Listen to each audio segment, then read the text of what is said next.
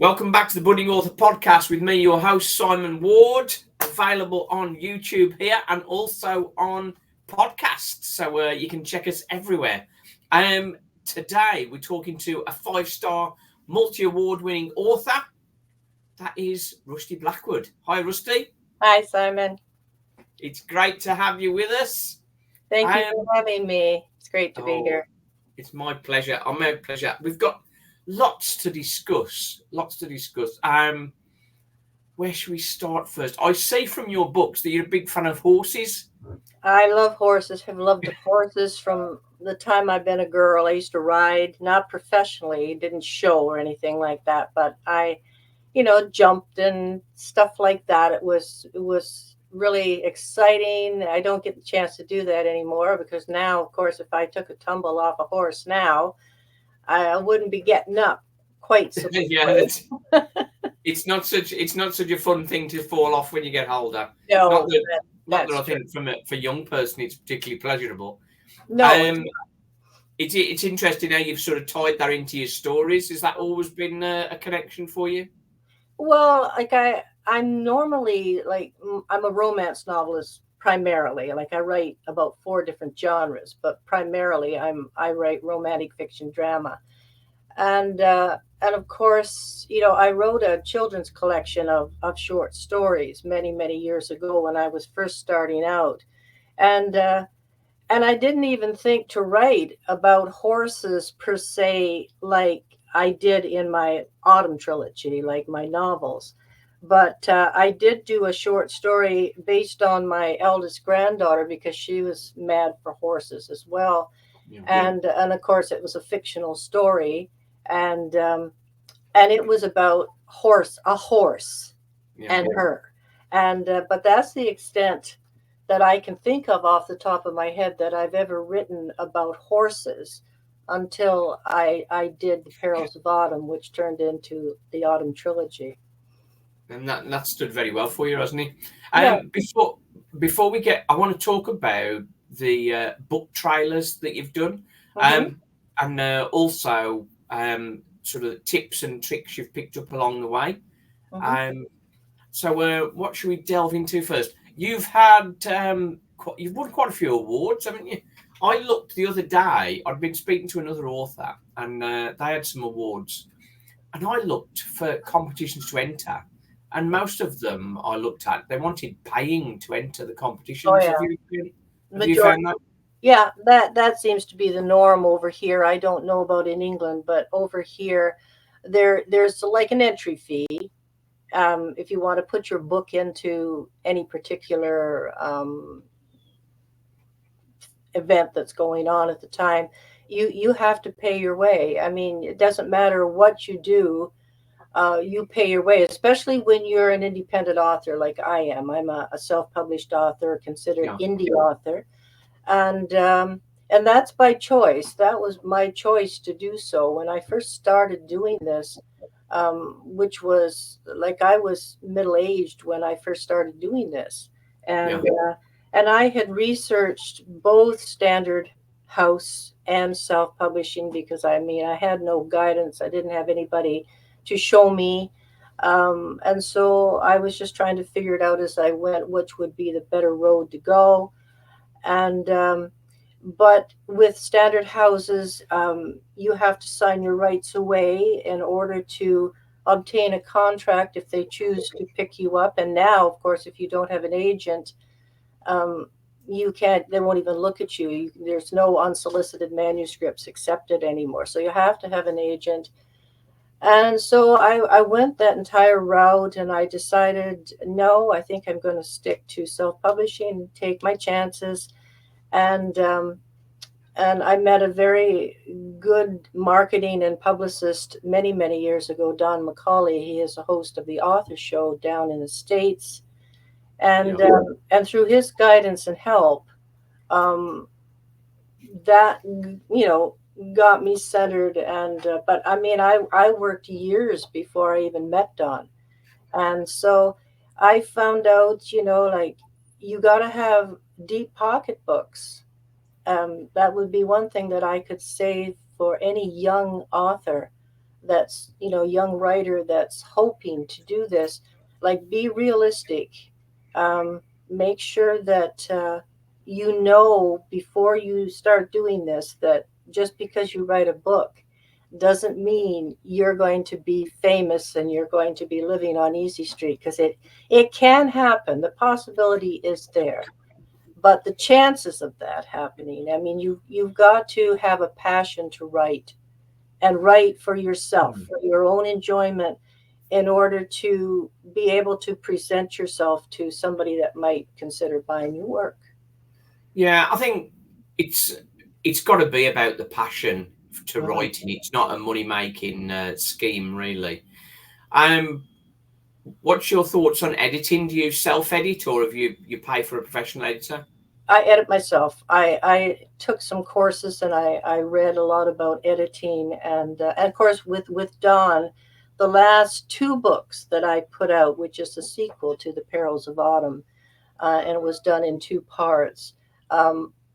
Dawn helped me produce those two entirely on my own, and he did the production of the book, and took my manuscript and formatted it, did the usual that an editor would do, and because that's what he does, but I've learned a lot. I've got a very good editing program and my writing program that I use, which, if you're writing and it's not proper, in other words, it will highlight it. It will point it out. That What software do you use for that, Rusty? I used 365, Microsoft 365 writing program.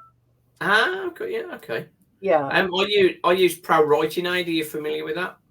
No, I'm not familiar with that one. Yeah, Pro Writing Aid is my route.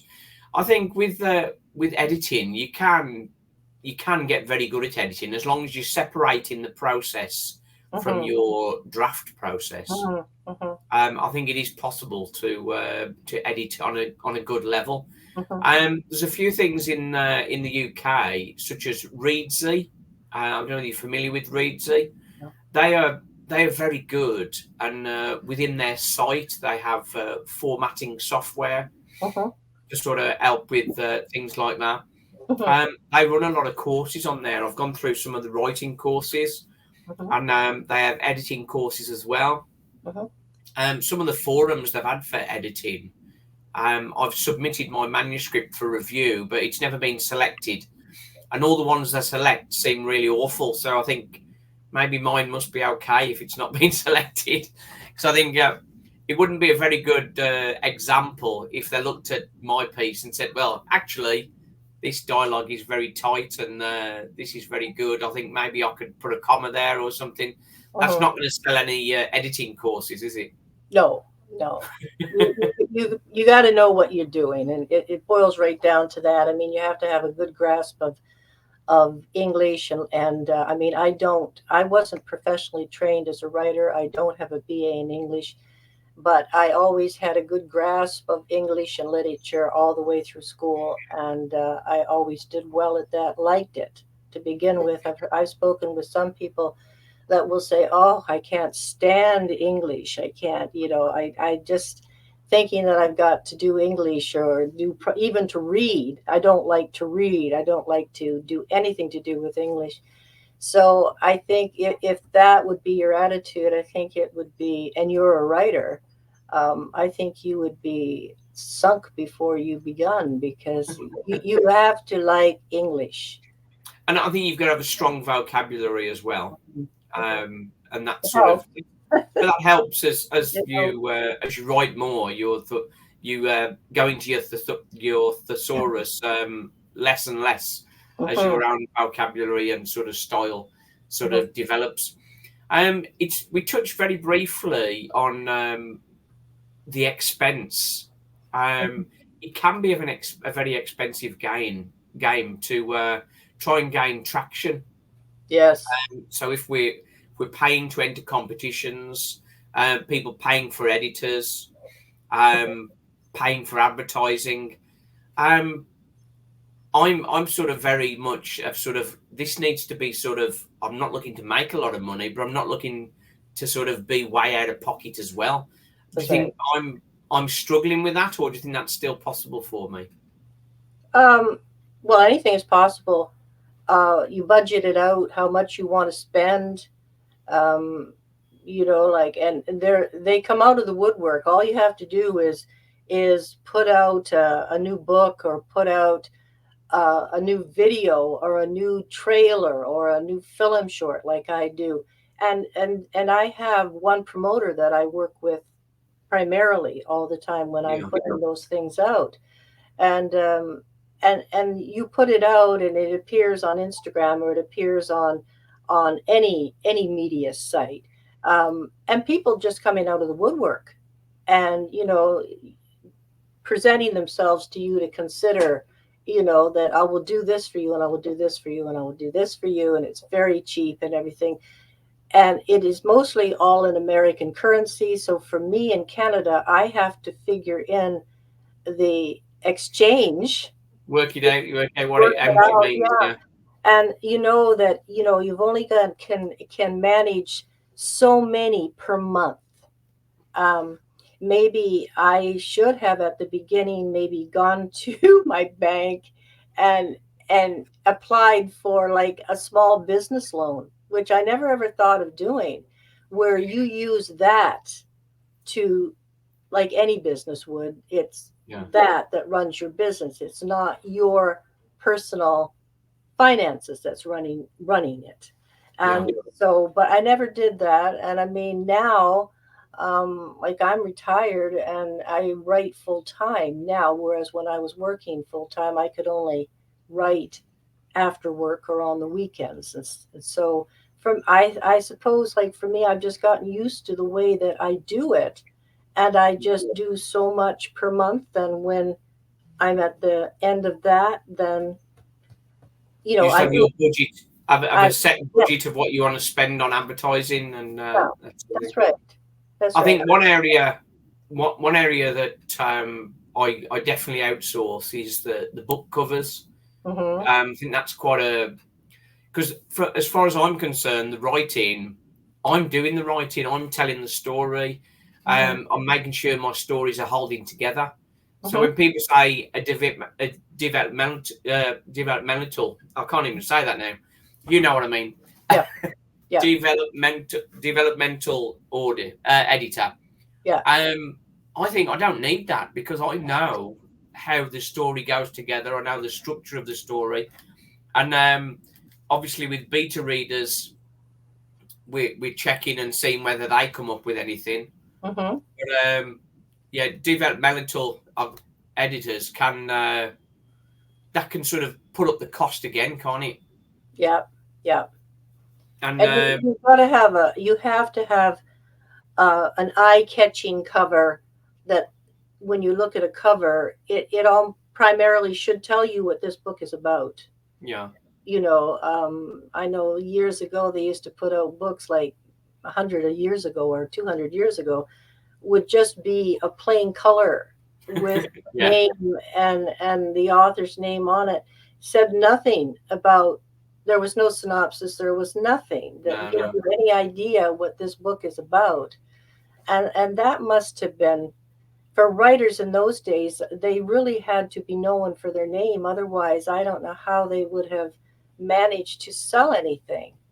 I think there's so much competition now, isn't there? There's so many people writing books. And I think the amount of people reading books has probably declined. So it's sort of, it's one's going up and the other's going down, sort of thing. It's so I think it's getting more and more difficult to gain traction as a writer, especially independent indie authors. Anyway, it is, because there's internet seems to be where it's at anymore, and for quite some time now. And there's just so many books available to people. Yeah, it's mind-boggling if you Google romance novelist or romance titles, the list is endless, and you want to hope that you are in at least the first 3 pages. And the people that are not in the top 3 pages, the amount they need to sell to get into there. Mm-hmm.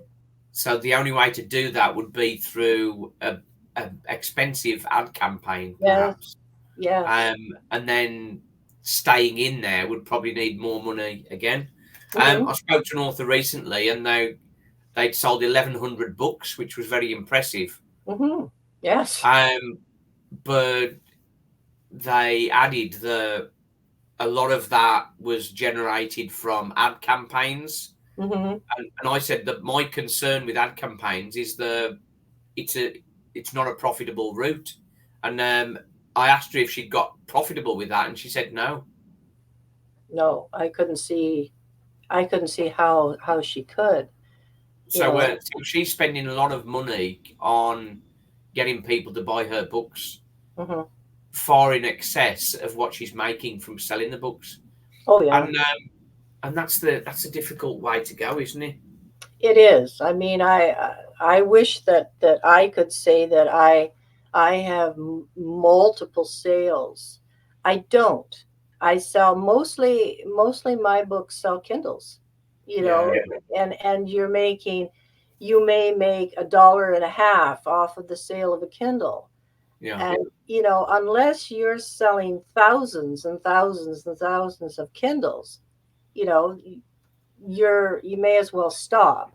But as I say, that's not why I do this. I do this because I love to write, and I've got a passion to it. Like, I like to express myself. I like to be very dramatic, very eccentric, and the people that read my work, I'm hoping that they get these feelings that I have when I'm writing something.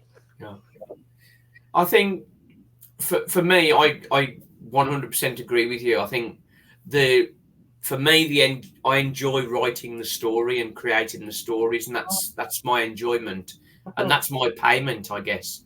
Yes. Now, the moonshot, of course, is this would be adapted for a TV show or a film or something like that. That is the moonshot. I think that's the only way to really make money in writing, isn't it? Well, yeah. If you can get somebody's eye that you can trust. This is the big thing, because you get offered, so many times that, oh, we'll take this to film. This would make a fantastic series, or this would make a fantastic film. But you learn that very, very quickly. And I learned the hard way, like getting scammed the hard way. Yeah. And so for me, if you want to pursue this kind of thing, make sure you have a good lawyer that you can take these so-called contracts to find out if this is legitimate or not. Well, we've had I think similar to yourself, I've had sort of similar games where someone contacted me and said they'd like to take Finding Love in 2045 to a movie.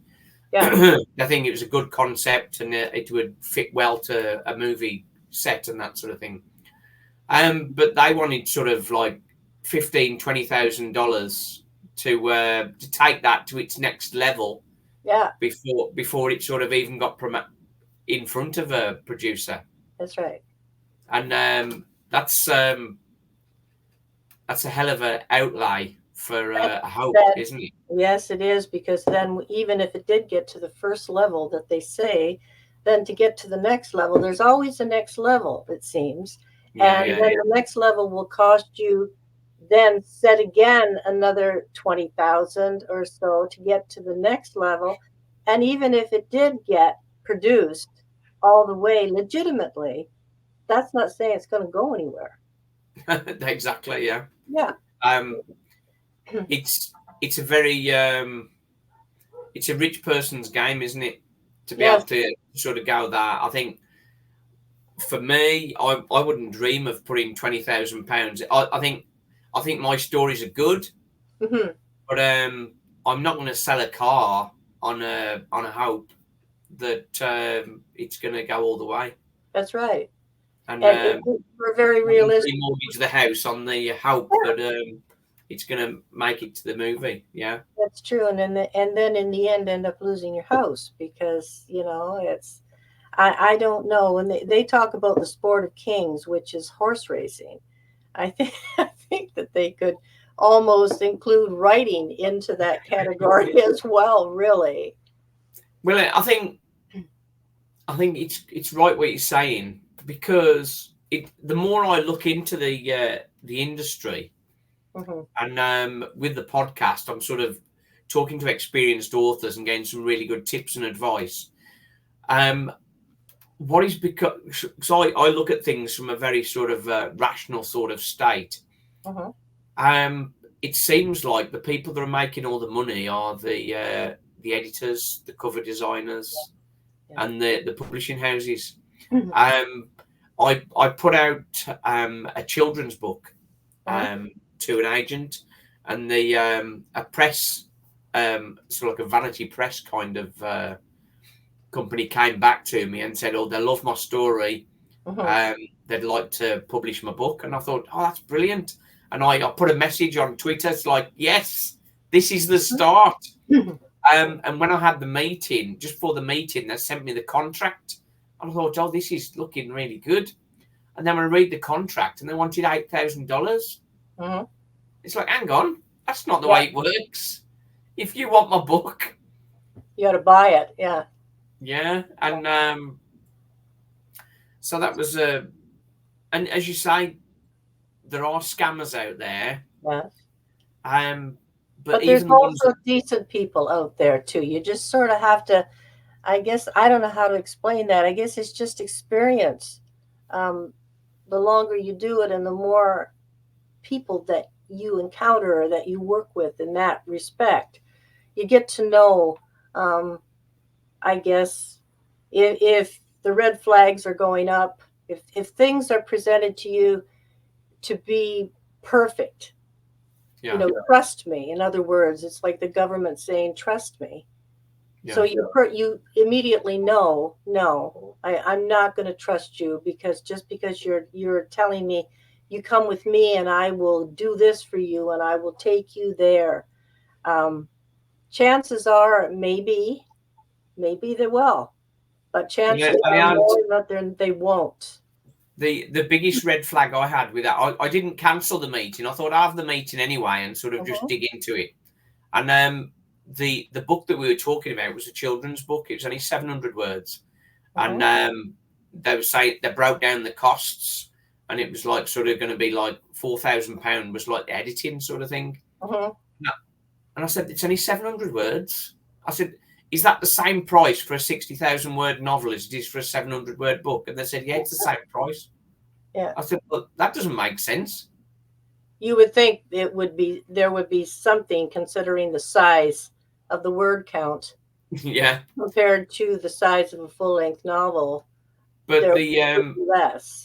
The deep question I asked her about the book and what she liked about the book best. And I found out that she hadn't read the book. She had no idea. Had no idea what it was even about.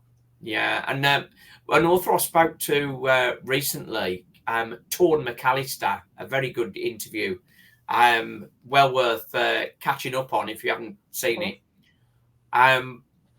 When you get people contacting you wanting to promote your book, because we have lots of those, and I think there's lots of sort of scam people associated with that. For sure. His first question is, have you read my book? And what do you know about my book? And the majority of them haven't got a clue. They're just throwing it out there. My tester that I throw back is, if you're going to promote my book and it's going to boost sales, let's do it on a 50-50 deal. So I'll give you half of any commission from book sales. That would be a better deal, wouldn't it? Yeah, that would be a good way to go about it. But surprisingly, they don't seem very keen on that. No, they wouldn't, because the money's got to go in their pocket. That's first and foremost what that type of thing is all about. I'll give you an example. Like when I first started out, I had published a collection of poetry that I had written. I had these poems for years that I had been writing. And when I decided I wanted to see exactly where my writing could take me, um, I decided, okay, I'm going to do it the independent route. And I went with, the company was Ex Libris, and so they had offered me a 2-for-1 deal, which was great because I had never published before. So I figured, okay, this is to get my feet wet. And it was reasonable in price. It was more than affordable, and it was going to be 2 books. And so I had this poetry collection I was going to publish, and I had the children's collection that I was going to publish, which was the title of the children's was Young Minds. To make a long story short, things didn't work out the way, I mean, the company treated me fine, their contract was fine, but they got taken over by Author Solutions. And once that happened, there it was problems to no end. So I pulled my work. I terminated my contract, and I pulled the 4 titles that I had published with that company, and terminated the contract, pulled it away, pulled those titles away, so they were non-existent anymore. And now, for quite some time now, I would say the last 2 years or more, I keep getting calls about, we want to publish this fabulous book by you, and it's either the children's collection, Young Minds, or it's Feelings, the poetry collection. And I keep telling them, those books, those titles have been non-existent since 2012. And dealing with old data, aren't they? I guess. Yeah. I don't understand where they're even getting this from, because the files don't exist anymore. And they're obviously not looking at the books before they call you, are they? No. Just before we finish, I saw your book promotion, your book trailer. Mm-hmm. Tell me about how that came about, because I've just done some trailers using some AI software. Oh yeah. How did you do yours? I did mine with Don McCauley, my marketer and publicist. Okay.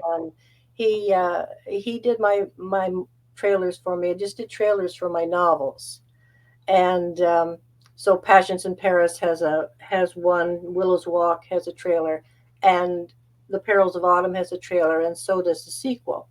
And we did them ourselves. Just I bought the license to the music that's used for each one.